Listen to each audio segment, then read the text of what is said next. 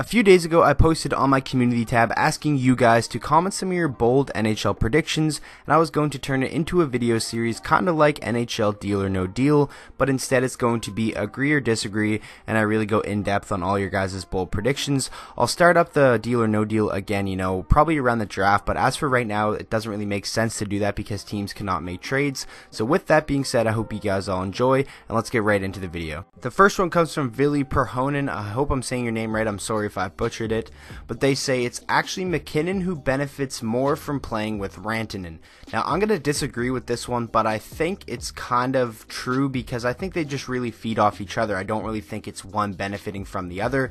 I just think they really have an amazing chemistry and they both make each other better. A lot of people say Mikko Rantanen's amazing season is just a product of playing with a guy like Nathan MacKinnon, and then you have guys like Vili here who say obviously McKinnon is the one benefiting from playing with Mikko Rantanen. So, it's kind of interchangeable, but honestly, I'm going to disagree because I just think that they really feed off each other. They're one of the NHL's best young duos, and they really are probably going to dominate the league for many more years, so we should get used to seeing this because they definitely have an amazing chemistry, and yeah, I just think they feed off each other. Next one comes from the Canadian Gamers, who says Austin Matthews is the most overrated player in the league.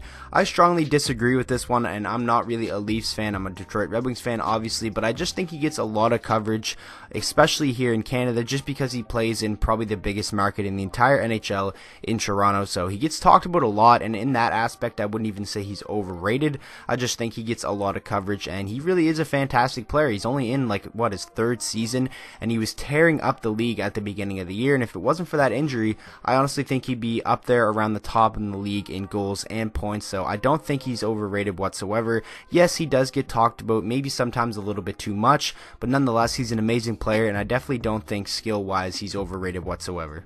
Next one comes from Joey Mason, who says Sebastian Aho is the best player from Finland in the NHL right now. I'm going to disagree with this one. I think Alexander Barkov right now is probably the best player from Finland. I think he's, a top 10 player in the entire league. So for that reason, I'm going to say no, but top 3, I definitely for sure would think Sebastian Aho has got to be in that conversation. I would probably give it to Barkov, then maybe Sebastian Aho, and then probably a guy like Mikko Rantanen. I think Patrick Laine is probably up there, even though he is having a bad year, but not quite as high up, as Aho, Rantanen, and obviously Alexander Barkov. So I definitely think, maybe someday Sebastian Aho could be the best player from Finland in the league, but as of right now, just the way Barkov has been playing, just his overall game, I definitely think I have to give it to him. Kind of branching off from the last one, Alexander Weiss says Barkov is a top 5 player in the league. I don't think I would go as far as top 5, but I definitely think a top 10 player in the NHL, you for sure could make that argument. You could even make a valid argument that he is a top 5 player in the league, but for right now, I would probably say he's just maybe a shy, a little bit out of the top 5, so I don't want to go that far, but I definitely think in the coming years, Alex Barkov will 100% be a top 5 player in the NHL. There's just so many good players in the league right now that it really is tough to make a list on your top players in the entire league. I'm thinking about doing that in a future video, but it would really be tough to do. For right now, I'm going to disagree. I don't think he's a top 5 player, but I definitely think he is in the range of top 10. The next one comes from Hatrick Kane, who says Pettersson, Horvat, and Besser will all individually hit 30 goals before the season ends. So right now, Pettersson has 26, Horvat has 24, and Brock Besser has 22. Now, there is a good chunk of the season remaining. I think there's about, a month left in the NHL season, so it would be pretty tough, but I'm going to go ahead and agree on this one. The first one I'm going to agree with in the video, and just going on a limb because I think really these are the majority of the players on Vancouver that get a lot of the goal scoring done. I definitely think Pettersson and Horvat will hit 30 goals.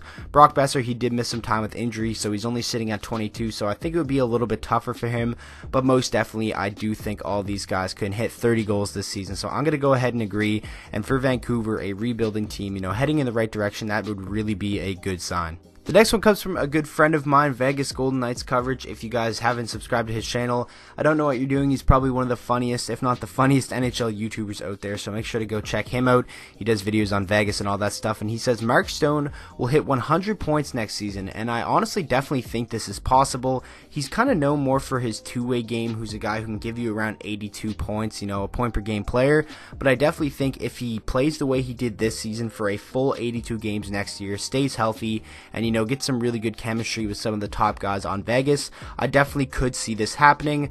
I'm gonna say disagree just because it is pretty hard to hit 100 points in the NHL, even though this year it doesn't seem like that. And Mark Stone, kind of relied upon as his defensive game as well. So I'm gonna say disagree. I kind of think he'll be in that 85 to 90 point range while still being one of the top two-way forwards in the entire league. So for that reason, I'm gonna say disagree, because hitting 100 points in today's NHL is no easy thing to do. Next one comes from another good friend of mine, I Don't Give Kachuk, and he says, due to potential cap troubles, Tampa Bay will trade Palat next season. I'm going to agree on this one. I honestly thought that could have happened this year, but with the year Tampa Bay is having, they didn't really want to shake things up whatsoever.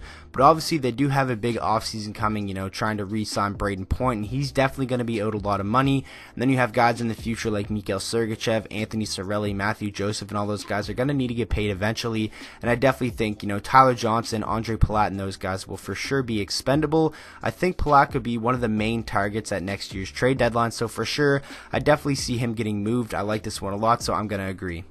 Now, finishing out the video from Lowman, he says the Oilers will do worse next year than this year. I'm going to disagree with this one just because I think the Oilers front office is going to do everything in their power to get some help around Draisaitl, McDavid, and Nugent-Hopkins, because I think you need to. You don't want to have these guys be upset and not be happy with the Edmonton Oilers organization. And obviously, it has been a rough past couple of years after Edmonton did make the playoffs and went on a pretty solid playoff run. So I definitely think something has to be done, and I think a lot of the role players are going to step up. Hopefully the front office can do something, to solidify that back end a little bit more and then just give some scoring depth, because something has to be done in Edmonton.